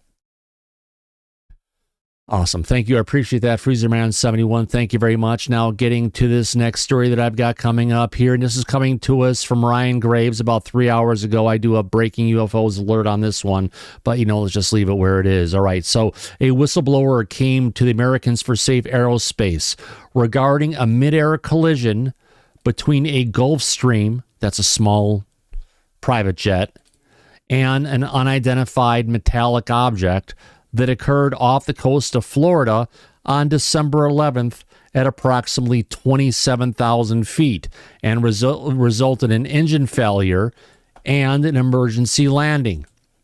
There are indications that the unidentified object may have been a drone operating off the East Coast with atypical characteristics. Well, at 27,000 feet, that is not a regular drone, my friends.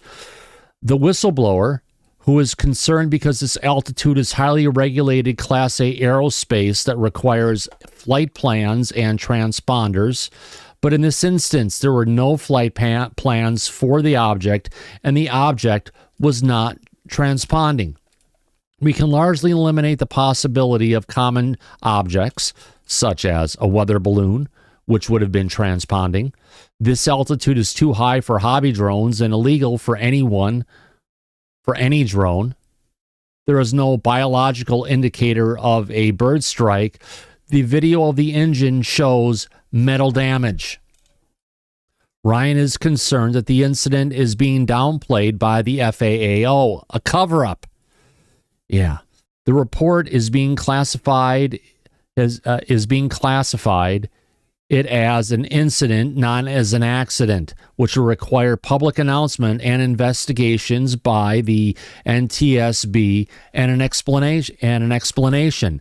And we do have a soundbite coming to us from the, where is that at? Coming to us from the FAA on this particular incident. Where is it at? What do they have to say? We ain't found shit. Yep. That is correct, my friend. They ain't found shit on this one. Major air safety events should be handled transparently. If we take a look at this map, you can see that the Gulfstream took off from Fort Lauderdale. I believe that's Fort Lauderdale down there. Fort Law something, flew up. It doesn't show where the strike happened, probably around here, because all of a sudden it turns around and comes back and lands an emergency landing at West Palm Beach Airport.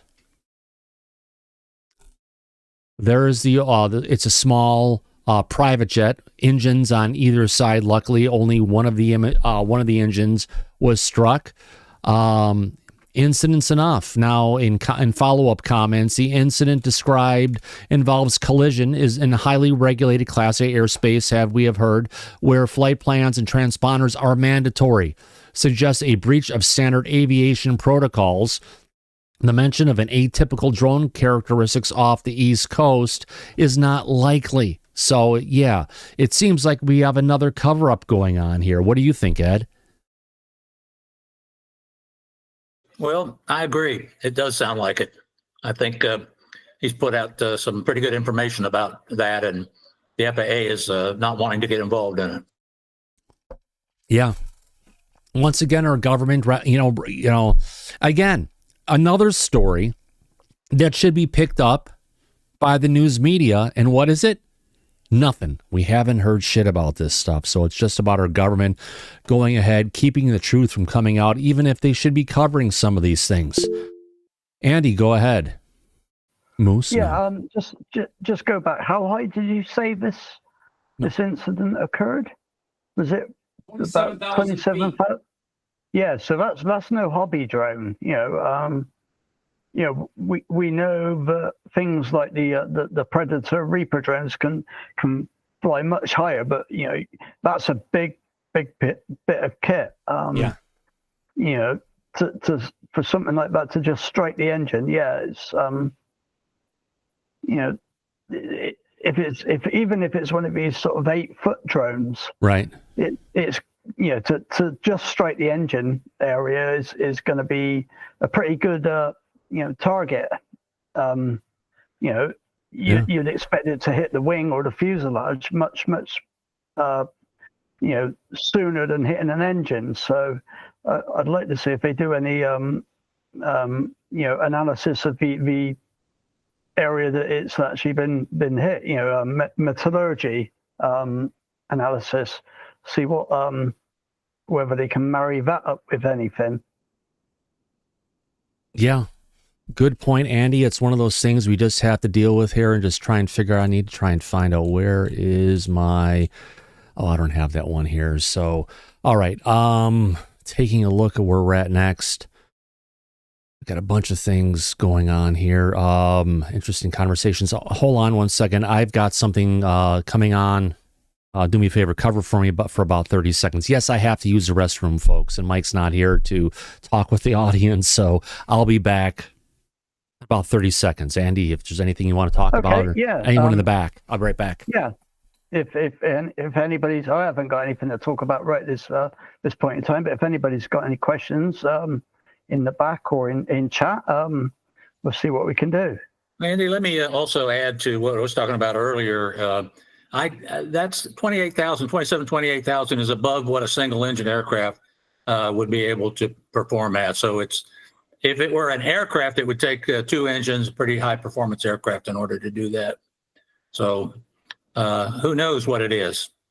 And I would ask as well, that would be under a pressurized cockpit at that kind of height, I would expect. That's correct. It would if it were a manned aircraft, it would require pressurization and oxygen at that altitude. Yeah, so you're not talking about one of your little sort of Cessnas or anything like that. And if it was anything bigger, it would have brought the plane down. If it was comparable in size as that, the one that got struck. No, I don't recall anything in the description, though, the post that indicated whether or not they identified the shape or characteristics of it, though. Did you see anything that would indicate that they thought it was a drone, or are we just assuming that? There's no signs of a biological hit, and whatever hit the engine was potentially metallic in nature. And it would appear as if they didn't see it coming, because there's no indication in there that they tried to avoid a collision or that they tried to maneuver to a different position to avoid hitting something or being hit by something. Oh, probably when you're going that fast and you just hit it really quick. You don't describe it. Now, coming back, additional information from Ryan Graves. He says, it was described to us as an object being of substantial enough to penetrate the fan blades and significantly damage the internals of the engine. There's also a report of a large circular indentation on the leading edge of the engine intake indicative of a substantial metallic object impacting the intake. It still would have to be pretty small. I mean, I'm just comparing that to what it would have been like if it would have been 2 aircraft air to air. It would have ripped the engine completely off, and probably the tail and the horizontal stabilizer. So the fact that in the engine was probably meaning that it was no larger than the size of the engine intake. smaller than that. Correct, sir. If I go ahead and bring up a picture again, you're seeing the size of a Gulfstream engine. They're relatively small compared to the turbine of what you would have on like a commercial airliner, like a 737, 757, A320, etc. Yeah. So it's to me, it sounds like about the size of an orb. Yeah. You know, you account for why they didn't see it, and it was actually something physical, metallic that actually did the damage. As I look for my magical blue ball, I've displaced about something about the size of a soccer ball, potentially. I would say that's probably accurate. No damage reported to the wing or to the horizontal stabilizer. Nope. Only to the engine itself. Yep. Andy? Yeah, it kind of reminded me. Remember the footage you brought up of the Concorde when it was flying, and there was I'm going to call it an orb, but was actually flying around the Concorde at the time. Came up, settled down, went down the windows, and then took off. Yeah. Yeah. Very much sort of the same as that footage showed. Mocha, come here. Stop it. Don't attack Moose. Mocha. Cookies, come on. Dang it. When I got up before, the first time I got up before, I had Moose climbing off the back of a recliner, getting ready to make his way across the desk to me. Had to settle that one down. Now I've got Mocha going in attacking Moose. So it's, dogs, you gotta love them one way or the other, my friend. So anything else in here? Nope, that's the end of the comments on that one. Let me get back into the guest spot and bring this up. See if there's anything else. Yeah, I believe I had some additional other things to go ahead and recap from the week that we covered here in Disclosure tonight. Let me see if I can get to my bookmarks and I can go ahead and, Jesus, come on. Let's bring it up. What am I got here? Got that one. Apparently, there was an issue that happened in Denmark earlier today. Some European UFO news. Let me bring this one up here. Document. Let's get to solo on this one. So new. Denmark police witnesses drone disappear over the Baltic at high speeds. 20 large drones hovered silently over the town of Kogel last night, per police press release. We currently have no knowledge of where the drones came from and what they have done. Anytime you hear now it's interesting that they were silent and they all shot off over the Black Sea. But Andy, I have to say, this sounds more like something of Russian activity than anything. What are your thoughts? Yeah, probably. We know there's all sorts of things going on up around there. You've only got to check your flight radar, the 24. There's nothing actually broadcasting, so there's so many Ukrainian and Russian bits of kit right up around, drones and missiles and God knows what going on over there. It's nobody's gonna be transponding over that area if you do. Flight restrictions. It's around that area. I'm sure the vast majority of things that they're seeing are human-based ordnance and technologies. Exactly. Thank you, Andy. I appreciate that insight on that. Yeah, it's just a matter of figuring out what it was. But yeah, there are going to be a lot more potential incursions with drones coming from not the Soviet Union, from Russia around the Black Sea, my friends. TVT, your hand is up. Yeah, just it's kind of interesting that whatever hit that engine didn't get sucked into that engine. I mean, you're thinking, Well, it did because there was damage to the fan blades. Right. And it basically destroyed the engine is what it sound like. Whatever hit it was significant enough to cause the engine to be no longer functional and for the craft to go ahead and take an emergency landing. Oh, okay. Yeah. So it went in and came out the back then? Potentially, that is correct. Yeah. Okay. It's an evolving story, and hopefully we'll get more clarity on this tomorrow after they've had some mechanics to actually do a teardown on this and try and figure out actually what happened to that particular plane. Willow, your hand is up. Yeah, so I was just wanting to put out there that I think with the increasing amount of people coming forth claiming to be channeling and communicating with different NHI, that the shadow governments are kind of losing their grasp of control to keep certain things under wraps. So things are just kind of falling out all over the place, and they're trying to put a bunch of stuff back together. So we're going to have to sift through a lot of discerning between our own craft, the reverse engineer, the actual NHI, and it's just going to be a whole shit show. And I think the thing is, once all of it comes to light, it's going to have to come to light about the electricity, the free energy, the poison in our food, and everything else. And that is going to change whether or not we have to go to work for the same reasons and do the same thing. So it is a bigger deal than a lot of people are comprehending. It's not just about the poison in our food. It's the poison from the packaging of our food. They're finding if you're drinking water out of a bottle like this, there's over 25,000 plus plastic particulates in a bottle of any kind of fluid that you're drinking. Remember, and then our medical system. They give us cancer, and then they tell us we can't afford to cure the cancer, and then they give us treatment to give us another cancer.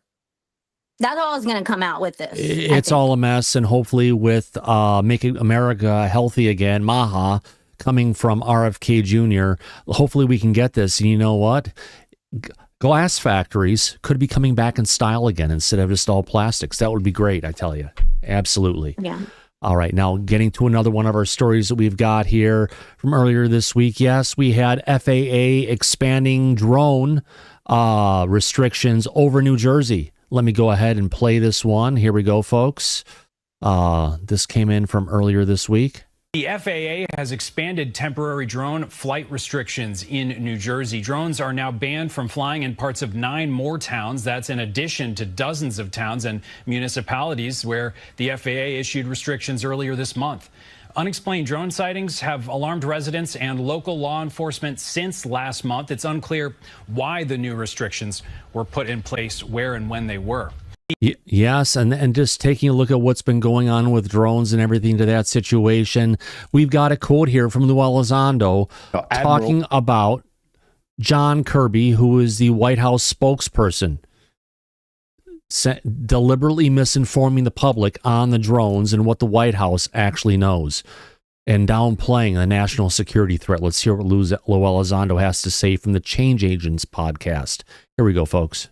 When you have people like, former Admiral John Kirby, who's somebody, as a military guy, I always give my vets a break because I love my vets. I that's where my brotherhood lies and my loyalty. But when you have someone like that who's saying things that are, in some cases, maybe even deliberately misinforming the public, I think that's problematic because that is a spokesperson for the National Security Council, the Department of Defense, and some of these, big organizations. And when they can't even have a consistent message of what's going on, in one breath they turn around and say, "Oh, there's no threat here." Well, wait a minute. What defines a threat? A national security threat's a very simple calculus. It's capabilities versus intent. We can see some of the capabilities. We have no idea the intent. So it's asinine to assume or presume that these things aren't a threat, especially when they're flying unchallenged over controlled U.S. airspace, over sensitive military installations, and our nuclear equities. So there you go, Lou Elizondo telling us exactly how it sits. And it's always great to hear Lou talk about these kind of things. It's an interesting situation when any of this kind of stuff is going on. We're entering into our roundup mode of what we've covered throughout the last week. And something we haven't covered, Christopher Sharp from the Liberation Times earlier this week dropped this little nugget that some earth-shattering news might be coming this month in January 2025 to go along with the topic of what this show is about tonight. Let me go ahead and bring this next one up. Here we go, folks. Let's play this clip of Christopher Sharp over at Disclosure Team talking about what could happen in January. Here we go. All I would say is, in my own mind, it could be quite, I think some things may occur, this is my current assessment, that may be earth-shattering, that may scare a few people. And yeah, this topic can be scary. The unknown can be scary. All I would say is that someone gave me some really good advice saying that this is just the status quo. It's been hidden. It has always been like this. If it comes out that this is real, it's verified by very credible sources, you get credible information, credible evidence come forward to definitively say, yes, the phenomena is real, we're being visited, and we're engaging with non-human intelligence. This is just the status quo. It's how the world is. It's just been hidden from us for so long. And I think that that's how we should view it. It's just nature to some extent, and you can't hide nature. And this is just the way of the world. It's always been like that. And I think people can take it. Chris, it's always a pleasure speaking with you, my friend. Wow, wow, wow. So calling the non-human intelligence, it's only nature, meaning it's been around us all this time, and our government has been working in overtime to go ahead and cover up something that they've known about and didn't think that we should disclose it to the people. Hopefully 2025 is going to go ahead and make it or break it on that one. I'm looking forward to it, my friends. I'm sure everyone in the audience is also looking forward to it. Now, back on the subject of drones, there was a press conference talking about the situation happening on the East Coast earlier, yesterday. It was initially came out. Forbes posted this video, then Forbes took it down 60 minutes later. Luckily, some people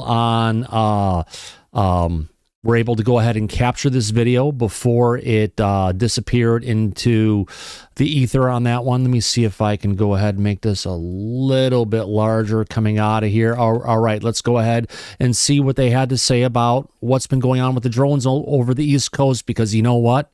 The phenomenon has not stopped. It's still going on, although the media has fallen out covering this story again as well. You just have to wonder why. Let's go ahead and play this clip. Here we go, folks. This is about a 17-minute one, so it's going to go a little bit long, but I think you guys will enjoy it. Here we go. County safe. I would also like to thank Joshua Smith, the airport manager, Captain Mike Rhodes from the New York State Police, Bowman Prendergrass, Scott Poser, and Jeff Van Houten from Fire Rescue and Emergency Services, the 106th Rescue Wing Air National Guard, Legislator Welker, Legislator Kennedy, Legislator Stark, and Legislator Donnelly for being here for something that's extremely important and something that is continuing to grow here in Suffolk County. We've all heard about the rise in drone activity across the tri-state area, but what concerns us even more is the increase in unauthorized drone flights within the restricted airspaces, particularly near airports like Gabreski. Over the past weeks, we have documented multiple incidents of drones being flown dangerously close to this airport, which is a clear violation of the federal aviation regulations. On December 13th, one drone was spotted outside of the Gabreski airport space. On December 17th, 4 drones were sighted in and around the airspace. On December 24th, 6 drones reported, and on Christmas Day, December 25th, 17 drones reported, 13 hovering around the airspace, and 3 immediately outside the airspace. Flying drones near airports pose a significant risk to air traffic and public safety. Unauthorized drones can not only disrupt the usual airport functions, but also the military operations that take place here. In addition, drones can be used maliciously, which raises serious concerns about security and potential threats. Quick, pausing us for a second. Andy, you have your hand up? Yeah, he's stated how many drones have been seen around these airports. Now, we had an incident in the UK around Heathrow Airport in 2000 and I think it was 19, if memory serves me correct. We had nobody. Well, there were 2 people arrested initially. They were subsequently released and without charge, and actually they were able to claim compensation for wrongful arrest. Now, this gentleman has not said that anybody at all has been apprehended over flying these drones. They seem to be able, if they're hobby drones, to track these people who are flying them fairly easily. So I'd like to know if any of these people have been apprehended from this situation. Nobody has been apprehended. No criminals have been found. No people have been identified as to being behind the drones. Because remember, as you were saying, these aren't hobby drones. These aren't class 1 or class 2 drones, which it goes hobby drones and agricultural. These are like military class drones that we've had going around. So the events over the east coast of America have been going on 2 months now. We're hitting early. How many people have actually been arrested? How many people have been even apprehended over this? 2.5 months. We'll be going on 3 months around the 18th of the year. Yeah, so 0 people. So it's either an enemy actor. It's either, like you say, the U.S. government or military. All right, let me bring out the bingo card. Else. So yeah. In the bingo card, I think we've got it set here, Andy. Here we go. What we've got going in the bingo card says, number 1, it could be a foreign actor like China or Iran. It could be China on their own, or it could be Iran potentially going ahead and sending these drones across against the if you want to call it, the technology coming from China. It could be the United States going and doing one of several things. One, it could be trying to cover up UFOs that have been flying around the area. If something's going in and they can't control it, throw a whole bunch more things out there to confuse people. Number 2, it could be the United States government coming in and looking for something that could potentially be dangerous to the country, whether that's some kind of explosive device for causing a mass casualty event, whether that's chemical or it's radiological or something to that degree. There's something potentially they're looking out, they're looking for that could be trying to stop it. So there's a bunch of different options of what this stuff could be. I'm sure I've left some of them out of it, but you know what? It'll get figured out eventually. And because we have a new president coming in just 16 more days, less than 16 days out, we'll have a change. And he seems to know where this stuff is coming from. He's not saying anything because he's not the president yet, but when he is the president, he has the opportunity to take that information declassified and bringing out the public. And I can't wait to see what the truth is going to be on this, Andy. Yeah, same here. All of these press conferences they like to hold, they've got a lucky dip bucket on the side, I think, with all the different, what's the excuses. And they dip their hand in, they swirl the balls all around, and they pull out that ball with the excuse for this given press conference. So I'm hoping we are less than a couple of weeks away from your new incoming president. So I'd say don't hold your breath, but have your fingers crossed. So exactly. All right. Only time will tell. Let's go ahead and play the rest of this. Thanks, Andy. I appreciate that insight on that. Thank you. Additionally, there are aircraft. These aircrafts are not only guaranteed to stay up in the air, they crash into the water, other people's houses, and on airports and terminals when they lose their signal, the battery fails, or some other unknown reason. Violating FAA regulations by flying a drone in restricted airspace is a serious offense. And we want to make sure that the public is fully aware of these consequences. Civil penalties, both federal, state, and local. Criminal penalties, reckless operation of a drone that endangers lives and property, which can result in fines of up to $250,000 and up to 3 years in prison. Operating without regulations, flying a drone without proper registration can lead to additional civil penalties of up to $27,500, seizure of the drones and revoking licenses, and if a drone crashes on a military facility, criminal and civil penalties will be issued as well. To address these issues, we are working with Fire Rescue and Emergency Service to implement advanced drone detection technologies at this airport. These systems will help us identify and respond quickly to unauthorized drone activity. With the holidays just behind us, many of you and your loved ones may have received a drone as a gift.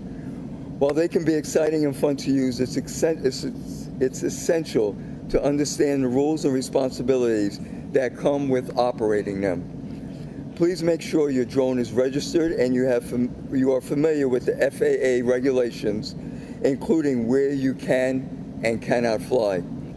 There are plenty of spaces on Long Island where drones can be flown safely and legally, but flying near airports or other restricted areas is not only illegal, but incredibly dangerous. Our top priority is the safety and security of Suffolk County residents and visitors. We encourage everyone to enjoy their new technology responsibly and within the bounds of law. Remember, violating these rules can have severe consequences, including heavy fines and potential imprisonment, and it's truly not worth the risk. And now I would like to introduce Suffolk County Executive Ed Romaine. Thank you, Sheriff. Thank you. I want to thank our legislators, and we're also joined by our County Comptroller, John Kennedy. I'm going to give the Sheriff, this is a personal drone that's flown, but the ones we're talking about could be 20 times larger than this, sometimes as large as a car, that pose a challenge. This one is known as Froggy. Thank you. This is an ever-increasing problem. I'm calling on the FAA today to empower the FBI to begin investigation of these drones and to arrest and charge those who are using these very large drones that are flying, that have been spotted illegally, particularly in light of the fact that they're flying near this airport and threatening airspace. Drones of this size, not the small one like this guy here, but drones of this size, the much larger ones, pose a threat to airspace.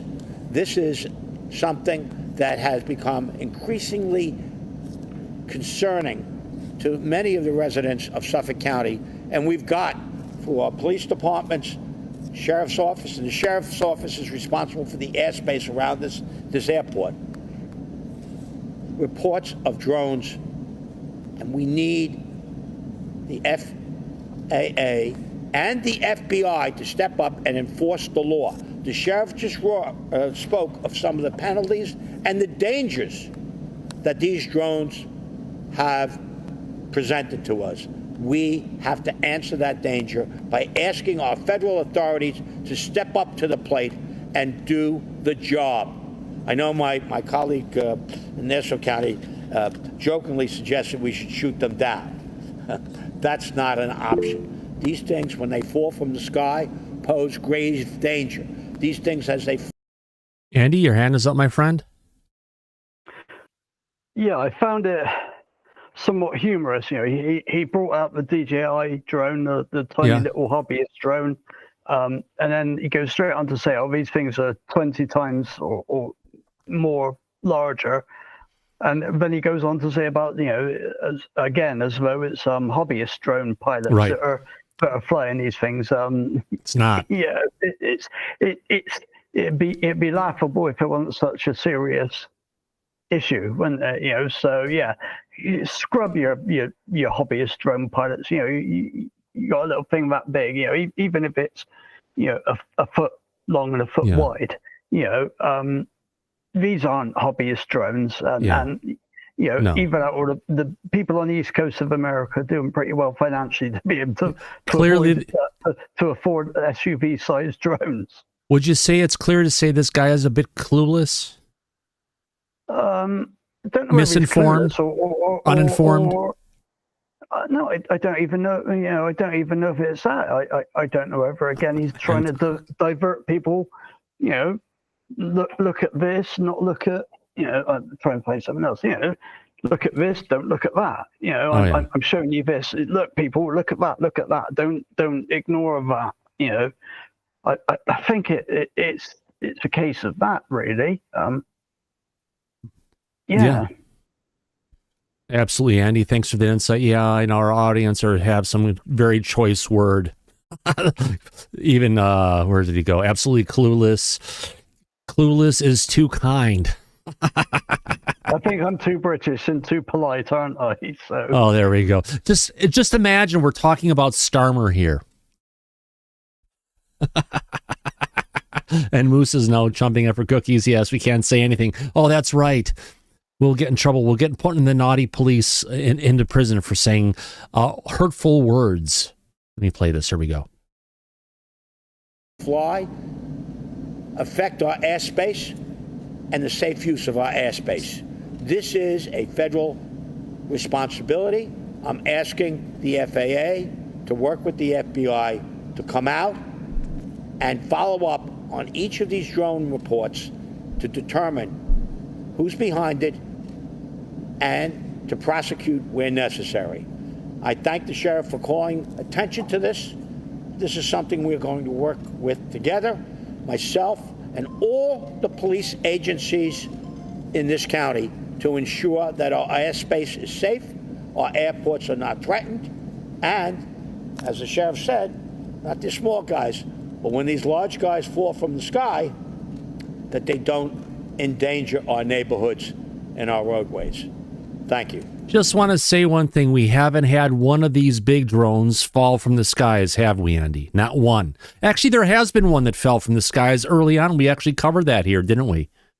Well, yeah, you've shown and debunked the picture of one on a boat, didn't you? There was one on the boat, but there's the other one that was actually a crash that someone was driving down the highway and they saw something coming and crash from the sky and they videotaped it. So interesting. I'm not sure whether that was actually a drone or an aircraft. It wasn't. It was too small to be an aircraft, but potentially a SUV-sized drone. I'll have to find that. I'll link to that video again. So the amount that are potentially flying around out there, we've heard up, figures of 100 or more. Not one of these things purportedly has been seen to come down, we've got these potentials that some of these photos out there have been easily debunked, and there aren't any that just drop out of the sky. So no. Unless it's a drone show, because I believe there was a drone show earlier this the holiday season in Florida where one of them dropped out of the sky and ended up winding up, I think, taking a kid out, didn't it? I think we had issues with that one. Now, I don't know what people think of the, we call it the Curse of Skinwalker Ranch in the UK, the series. And I know they did an experiment. They had about several hundred drones up, and they had these things dropping out of the sky like they were nuts off a tree, and in the fall, in the autumn. I believe these drone shows and things have like fences, some kind of electronic fence where these drones are not supposed to fly beyond these things. If they do, then they cut out and fall. Unfortunately, at that drone show, it's kind of like an errant firework. You go to a fireworks show and you hope that the fireworks are going to go where they're meant to go. And a lot of times I've seen fireworks coming and raining down on the audience. So, Mocha, don't get jealous on Moose here now, girl. Let's go ahead and play. We got two dogs. There we go. Let's go ahead and play this clip. Here we go. Would any of the legislators like to comment? Your press conference, sir. Just a quick thank you. My name's Ann Welker, Suffolk County Legislator for District Number 2, and I'd like to... This is your district? This is my district, town of East Hampton and most of the town of Southampton, including Suffolk County-owned Gabreski Airport. A deep appreciation and thank you to Sheriff Toulon and also to County Executive Romaine for bringing attention to this critically important aspect of the irresponsible use of drones.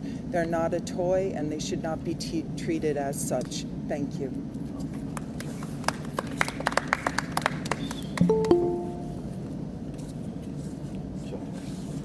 Ladies and gentlemen. He counts the money.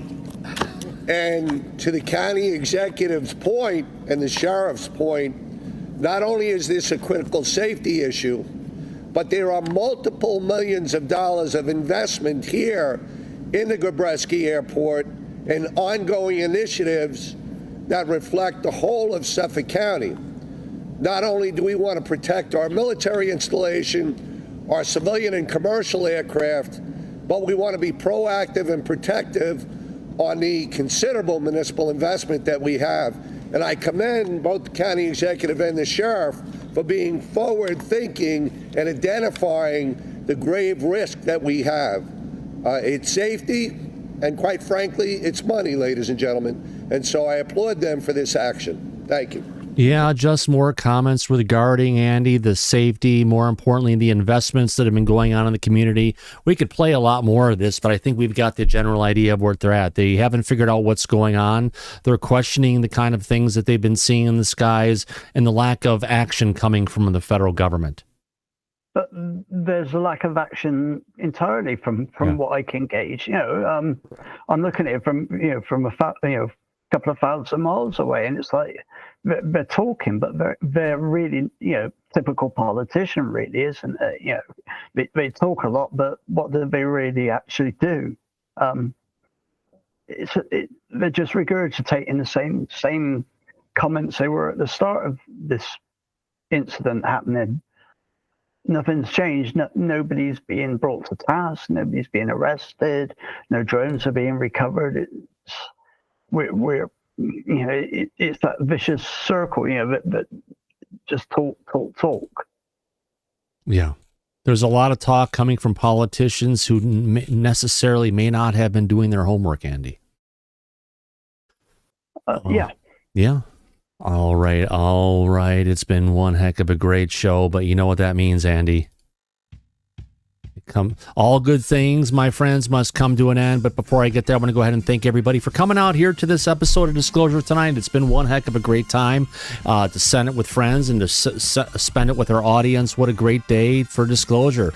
It looks like there's a lot of things that could potentially coming our way in January. Can't wait to see where it's going to go to what we started off tonight's show. If you joined us late, yes, go back and watch the beginning of it where we talked about, new energy technologies, potentially from crash retrievals being brought out this year, being given to the scientific community, the investment community, to try and take some of these things that they've figured out and turn it into some kind of a product. How about that? On that note, I also want to go ahead and thank everyone for your wonderful super chats today. That would include Jeff Mange, Tamisha Bertrand, Joker Mojo, ED, and Mobius Trip. Thank you very much for your wonderful super chats, my friend. Most of all, since we have time on it now and I'm not under a rush, I want to go ahead and thank all the people who've been in our chat today and are still in our chat right now. Who am I talking about?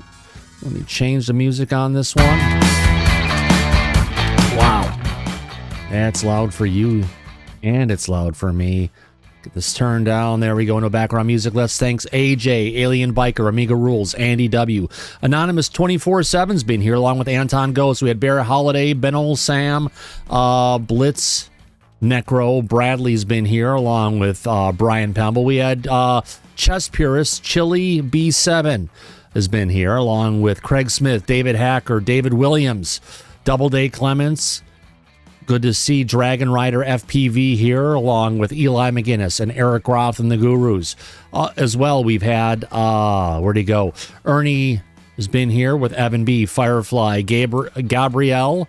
Good to see you, Gabrielle. Ginger's here, along with Gray Jedi, Hemagod, Heiser, Jeff, Joey, John McLean, John Smith, Joker Mojo's been here. Thanks for hanging out today. Juliana. Good to see you, Juliana, Kane Northrup, as well as the Karate Kid. Kathy's, good to see Kathy in the audience, along with Cohen Soul. Kelly Bro with her piercing blue eyes. Thanks for coming in today, Kelly. As always, it's always wonderful to see you here in our audience. Also, we've had Christy White Widow Winter. Lit's been here along with Maritime Unprepared, Marcus and the Mandels. Also, Mary. Good to see you, Mary. Michael Golden, Mick, Mighty Cheops. Like that name. Moon Pie, Mr. Catfish 2100, Nancy Kuzmano, Nathan Sebring. We had Nihil, Nowhere Fast. Oh, let's get back into here. Let's do this. Let's see who else we have there. We had Orange 1973. Paladin of Theseus has been here all show. Paul DeMond finally showed up, along with Peggy and her South Florida friends. That would be Crockett and Tubbs and Steve. Also want to thank Rebecca for being here. Roland Gibbs, Rough Reddy. Sam's been here, along with Sam Wallace, Scotty Wills, Shelby Z, Shermanator Osborne, Snarf McGrew. Good to see you, Snarf. Steve Leap's been here, along with Super Unknown. Tiara 2. Tiaroa 2, let's leave it at that. Tamisha Bertrand Tetz. The Women on Mars, Troy's been here. Vern Dude. Willow Winter has been in the chat and in the back. Also want to thank Yankee 58 and Zentilagan. Zentilagan. I'll leave it at that. Thank you for coming in. Most importantly, I want to thank our friends who have been in the back asking the questions today. Andy W., thanks for being such a great friend, and thanks for hanging out, and thanks for all your great questions.